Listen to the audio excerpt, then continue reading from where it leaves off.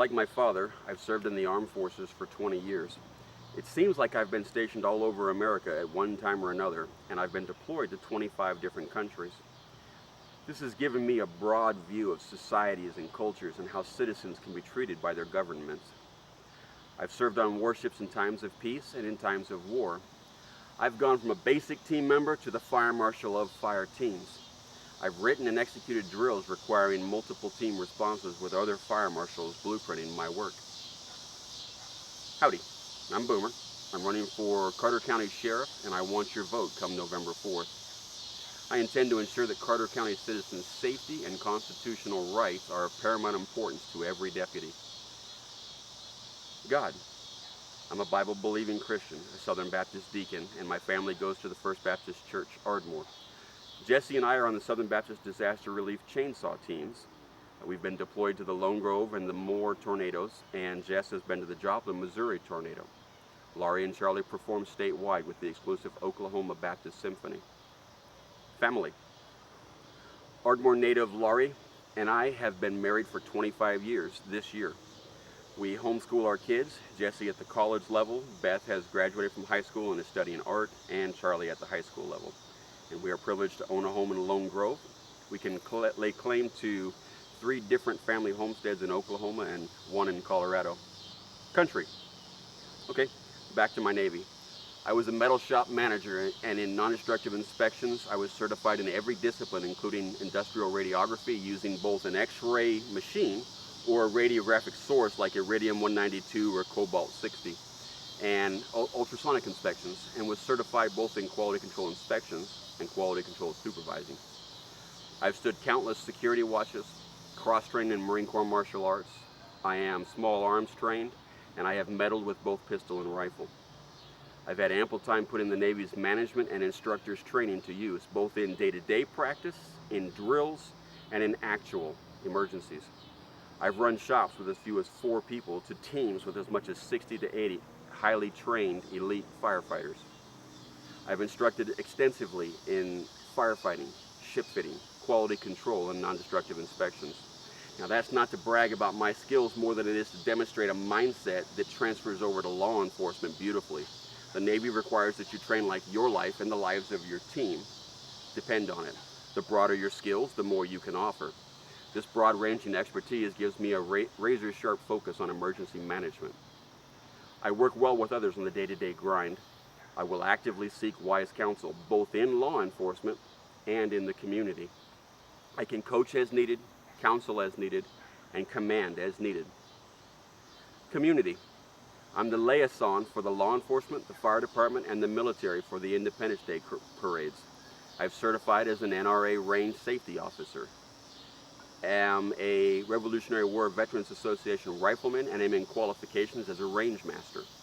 I'm a local Veteran of Foreign Wars Life member, an Oklahoma Second Amendment member, OK2.org, and am an oath keeper, and I strongly believe in the oath. I am active in local and state politics. The plan. I will always ask, is it constitutional? Do we need it? Can we afford it? Does it grow government or does it grow liberty? Towns and highways, deputy jurisdiction. I've had people come up and ask me, why is there deputies' vehicles sitting inside Lone Grove, just sitting there like a speed trap or something, in Ardmore, in Healton? It's a good question. I've also had questions asked with regards to why do you see them up on the highways, and that's also a good question. Sometimes from point A to point B, the highway is the fastest way, and that makes perfect sense. But if they're patrolling the highways, don't we have an agency that does that? Little black cars? OHP. So my goal is to aim it to where Carter County Sheriff's Department is more on the county roads than anywhere else. Now, Carter County Sheriff's Department has jurisdiction in the entire county, which includes Ardmore, Lone Grove, and so on. But you want to maximize the use of your officers efficiently and wisely. And if you've already got Ardmore PD or Lone Grove PD, Healton PD, what are you doing?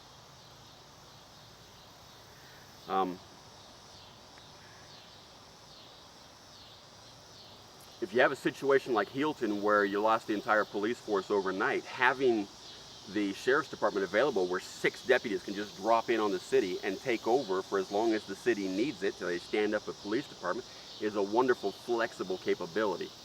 But when it's over, I believe you should get out of the way and be on the counties where their police are not at. The gun range below Wilson is a Carter County Sheriff's Department gun range. Tax money was put towards that, and there was an understanding that it was going to be used for Carter County Sheriff's Department, and the other agencies could use it as well.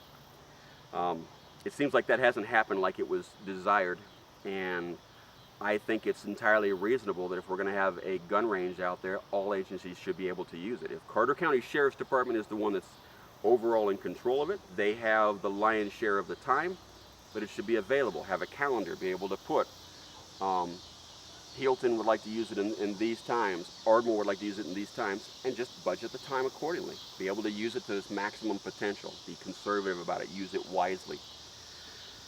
There's also the question of, can we use it for civilians, like set up a weekend or maybe 2 weekends a month where civilians can come in and use it. The civilians are the ones that paid for it, our tax money. If it can be used that way, why not? This also can help with regards to area range masters increasing their skills and their training time. If we have it open more to more people more of the time, they can be more qualified. We can get a bigger list of range masters to be able to use effectively. Could be an all around win. Constitutionality, teaching citizens rights and governmental limitations to our citizens and to our deputies. I think that's wise. The sheriff's duty is to protect his county's citizens. The sheriff must also protect his citizens' rights. The sheriff was voted in by the people and works for the people. This must never be forgotten, ever. Performing the duties of sheriff with conservative eyes is paramount. Conserve, be frugal, be flexible, use the money to its maximum extent possible. Use the resources. Resources must be procured, used, and disposed of wisely. Money, equipment, properties, manpower, and so on. Maximizing departmental transparency and answerability to Carter County's people, to your satisfaction. Evaluating resources and spending, like is 20 or really more like 15 deputies to 30 vehicles reasonable? Well, with reserve deputies, possibly yes, but it's worth delving into and finding out. Does Carter County actually need an MRAP, the mine-resistant ambush protected vehicles that you're seeing crop up in multiple agencies all over America? Do we need one? Well, I think we've actually got one. It seems to me I've seen a picture of it. Desert Tan, I believe. Evaluating departmental right-sizing needs. Establish some reasonable and verifiable metrics, possibly a biannual or bi-yearly evaluation where we say, is there enough officers or is there too many officers, and act accordingly. Ensuring that a balanced budget is non-negotiable, mandatory priority. Put serve and protect back on our deputies' units and cement it in our deputies' hearts and minds. Eschew the us against them and the if you're not a cop, you're little people, prejudicial mentality. And yes, it is an issue to some people. I've been approached concerning it, and if citizens think it's so, it needs to be addressed.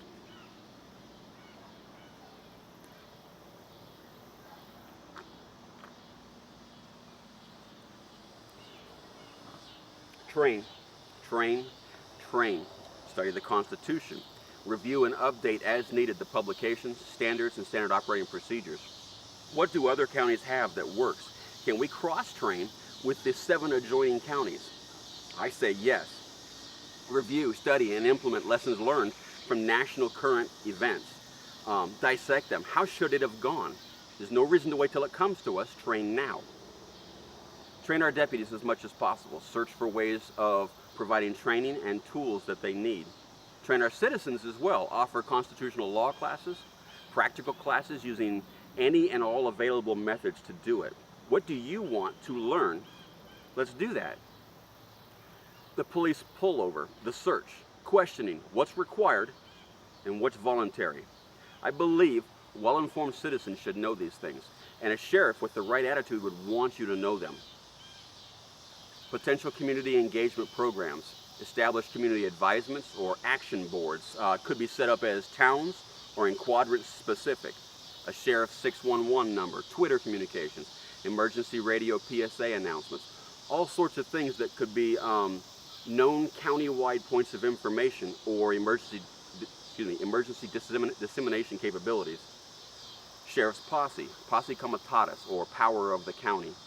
3 different ones. One, the Founders Posse I'd like to establish. Those dependably diligent senior citizens that always seem to know what's going on. The AMH Posse, those that are the Oklahomans that are out and about, eyes open, heads on a swivel, people that can get information in a timely manner back to us when it's critical. And the Minuteman Posse, well-trained, armed irregulars for emergencies, disaster relief and the like. I think of the Lone Grove tornado, how handy that could have been. I think it's also the best possible answer to the Ferguson, Missouri situation. Ask me about that. Set up fundraising, community events and activities such as 10-Star Nights, like annual community block parties, going ballistic, exhibits, exhibitions, shooting competitions and challenges, sports competitions, bikers versus law enforcement, fire department versus law enforcement, and so on. Possibly $50 posse booster zappers, vehicle stickers, money going towards worthy causes or training or gear that might not otherwise be afforded or desired to be a taxed initiative. A sheriff acting within state and federal constitutionality is paramount for the dual role of safeguarding citizens' rights and protecting those same citizens from lawlessness. Oklahoma is a red state. Carter County is predominantly conservative. So it's very reasonable and high time that her political body and her sheriff reflect those same values. Come November 4th, you need to pin your star on a constitutional conservative citizen with a military-grade backbone to lead your sheriff's department. Vote Boomer for your sheriff. Today, I want your help and your prayers and your financial support for my candidacy and a just government. I can take cash, check, or even credit card, both at my sheriff.com website or even whenever you see me right off of my phone. Every penny I possibly can, I'm putting right back into our community. I believe I'm the only one candidate doing this, and I will continue to do this as your sheriff. Tomorrow, go tell everyone you can think of that you're voting for Boomer and why. Share my recordings. Schedule a gathering for me to speak at, and I'll come. Yell at me at Sheriff Boomer on Facebook. Share that with your friends. November 4th, trigger the vote. For the constitutional conservative, go vote in Boomer as your sheriff. Thank you.